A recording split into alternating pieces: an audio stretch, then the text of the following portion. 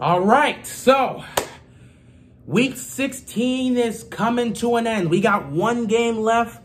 The Bills and the Patriots tomorrow night on Monday Night Football. The Bills are still fighting to get the 2 seed away from Pittsburgh, so you know that game means something to them. But we're not going to focus on that. This is about the Ravens. 24 hours, man. It's crazy how much of a difference 24 hours can make when it comes to football. Last night, I'm sitting here, I'm pissed off because Ryan Fitzpatrick pulls some crap out of nowhere and beats the Raiders. And I'm sitting here thinking to myself, man, are you serious? I legit come here to you guys, I'm thinking, we might have to really seriously think about the possibility of the Ravens going 11-5 and missing the playoffs. I didn't believe that was going to be the case, but I couldn't ignore the reality in front of me. You know, Cleveland wasn't guaranteed to lose. Indianapolis wasn't guaranteed to lose. I can't be sitting here saying, oh, we're going to make it in when we don't control our destiny. That's the worst part. When your playoff hopes are not in your own hands, you don't know what's going to happen. And with the way 2020 has been happening, the Ravens missing the playoffs at 11-5, that sounds like something that would happen this season. Honestly, with the way 2020 has been, I could see that happening. So I really had to sit here with you guys and be like, we might have to really wrap around our minds the thought of the Ravens missing the playoffs at 11-5. Luckily for that, everything changed within 24 hours. Week 16 kicked off, and the Ravens took on the Giants. Now, I believe we all expected the Ravens to beat the Giants. That was to be expected. And I loved what I saw from the Ravens today. Lamar Jackson throwing a couple of touchdowns. One to Hollywood Brown, the other to Dez Bryant. Dez throwing up the X. You know we love that. He finished the game with the passer rating of 115. In fact, Lamar Jackson in his last 4 games has had a passer rating of over 100. He's on fire. This team's moving in the right direction, and they're getting hot at the right moment. J.K. Dobbins scores his 7th touchdown of the season, 5th touchdown in the last 5 games. He's had a touchdown in the last 5 games, man. 5th consecutive touchdown and 7th rushing touchdown on the season, which breaks a rookie rushing record by Jamal Lewis. So think about that. Jamal Lewis had 6 rushing touchdowns in his rookie season. J.K. Dobbins has 7 with the game to go. You know he gonna be looking for 8. So it's wild, man. J.K. doing his thing. Gus Edwards doing his thing. I mean, he was beasting and feasting. He was doing his thing. That catch that he got from Lamar Jackson, and then he just kind of spun and stayed in bounds and took off like 27 yards. That was insanity. I don't even know how Gus did that. He's a beast, man. Mark Andrews doing this thing, making a lot of clutch catches. Lamar was looking for him a lot today. Unfortunately, Andrews couldn't get it done in the red zone. He had 2 opportunities to make the catch. He just couldn't get it. It's unfortunate, but, you know, he could have had a receiving touchdown today. But it is what it is. You're not going to complain about that. Overall, the offense did what they needed to do. They got the job done. And for the most part, they were efficient until about the 4th quarter when, you know, you got that illegal formation happen. And then Gus just happened to fumble the ball at the goal line. You know, those were things where it's like, come on, man. We just got to make sure we don't do that moving forward. So that sucked. But for the most part, the offense played a relatively clean game. The offense was in rhythm, especially on our first drive, man. They were in such a rhythm. Lamar Jackson was doing his thing. The run game was doing their thing. We were in such a rhythm that first drive. Overall, for the game, the offense did what they needed to do. The offensive line has been doing a really great job blocking. However, there is a concern about Patrick McCarry suffering that back injury because the minute he went down and we knew who had to come in as that center, Matt Skura. Oh, my God. You could clearly see the difference. Lamar had to fight to get some of these passes. It wasn't as bad as it was before, but he's still not properly snapping the football. He's snapping it too high. He's snapping it a little wide. Lamar has to really fight to catch these passes so they don't, to catch these snaps so that they don't just completely go behind his back. So the concerns for Patrick McCarry are definitely high with that back injury. I don't know how that's going to be, but we might go into the Cincinnati game without him. We don't know how that's going to go. But other than that, the offensive line has been doing a relatively good job. You got to love what you're seeing from them. They've been doing a solid job blocking for the run. They've been doing a really good job protecting Lamar Jackson. So that's a good thing. Offensive line getting it together at the right time. Just one hiccup with Patrick McCarry. Hopefully he's going to be all right. We'll see what happens. But yeah, other than that, offense was doing their thing. Offense was really doing their thing. Defensively, for the most part, they were doing their thing in the first half, limiting the Giants from doing nothing, pretty much. And they made some stops here and there. Secondary was looking nice. They weren't giving up big plays.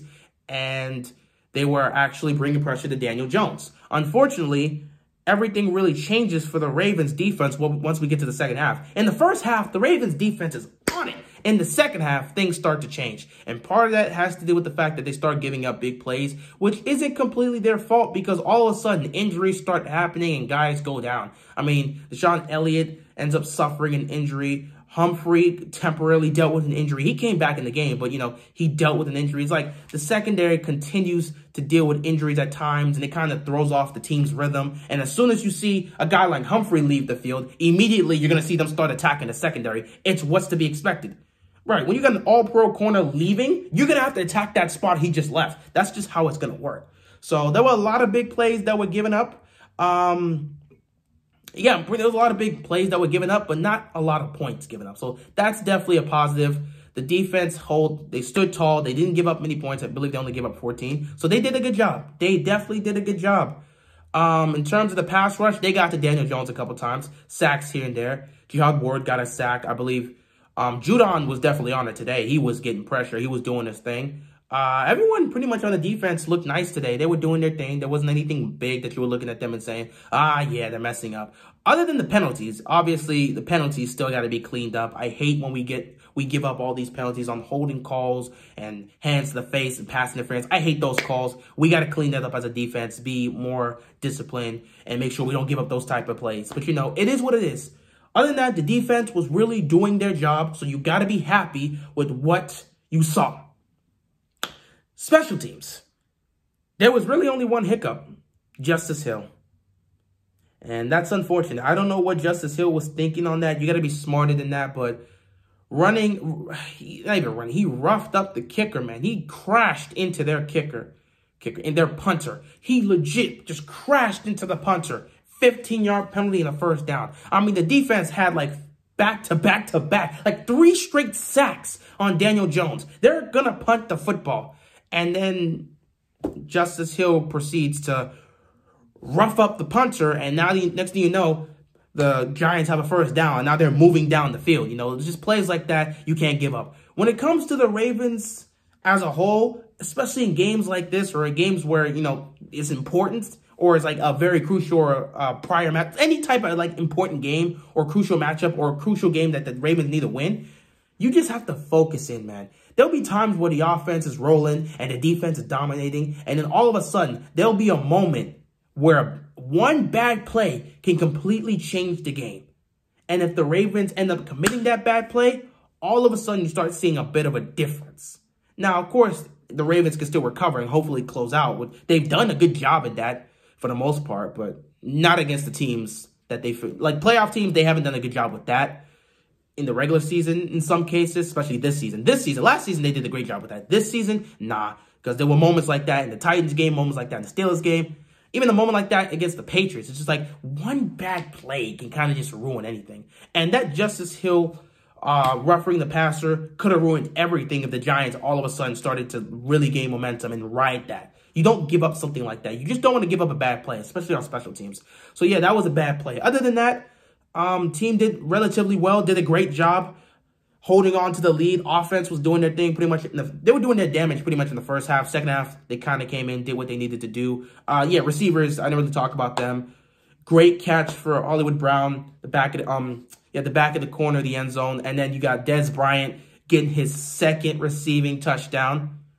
Touchdown in the last 2 games, back-to-back. He hasn't done that since 2017. Dez is starting to become a serious threat. Well, I'm not going to say a serious threat yet, but, we've always known him to be a threat in the red zone. And it looks like Lamar's starting to look at him, which was good because I believe earlier on in the game, You know, Dez got open on a slant. It was 3rd down, and Lamar Jackson was looking towards Andrews. He didn't notice that Dez was open on the slant. So, you know, Lamar's got to be a little bit more aware of that. But, you know, sometimes Lamar tends to favor some of his receivers. You know, when he sees Andrews, he's going to favor him because he's got that trust. If you saw some of the deadly passes he was throwing, man, like, it was with complete accuracy. And you could see, like, it was just pinpoint accuracy that he was throwing in some of his passes today. And all those passes with pinpoint accuracy were specifically going to Andrews. Why? Because he has so much trust in him. If he throws it high, he believes Andrews is going to go up in the top. If he throws it between 2 defenders, he believes Andrews is going to catch it.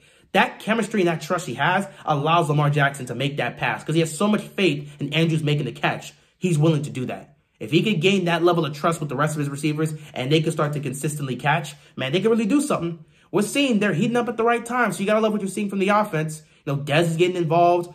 Hollywood's starting to make more plays and getting in the end zone more often. Andrews is back in form. And the run game with J.K. Dobbins and Gus Edwards is working out. And Lamar Jackson himself is playing at that high level again. You know, 4 straight games of 100-plus yard passing rating, 100-plus passer rate, not 100-plus yards, but 100-plus passer rating. He's also close to 1,000 yards rushing on the season. So, great job, man. Great job. Defense is also starting to look nice, but most importantly, before we even get into that, honestly, well, no, before we even look forward to that in the postseason, we just focus on them getting healthy. Defense looked nice today. Hopefully, they'll look nice next week, but the main priority is just everybody coming back, being healthy. If we got to rest them next week, rest them next week. But you know for the playoff game, if we beat Cincinnati, Jimmy Smith and Marcus Peters have to be back, no question. But speaking of that, Cincinnati, man, that's not a game you want to mess up, man. You got to get the job done.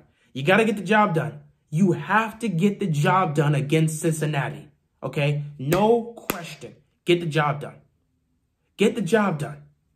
I don't even have to speak on it, man. Week 17, chance to go to the playoffs, going up against Cincinnati. We were in the same predicament 3 years ago. Get the job done. Simple as that. Go into Cincinnati and beat this depleted Bengals squad. That's all I'm asking for. Okay, Joe Burrow is not the quarterback. And under Lamar Jackson, we don't really lose games where we're favored to win by that much. Like, we would be heavily favored against Cincinnati. Go into Cincinnati. Don't even waste time. Put your foot on their necks. Just go. Start off hot. Start off fast. Get the job done and secure this playoff win. And if we can do that, then we can focus on everybody getting back healthy and seeing what they can do for the wild card round. Other than that, we'll be talking about this moving forward. We'll see what happened in the coming week. We'll definitely be talking about this upcoming matchup as well as the playoff implications for the AFC and NFC. It's crazy. Week 17 finna be a wild end. With that being said, that's all I got, and I'm out of here. Peace. Go Ravens.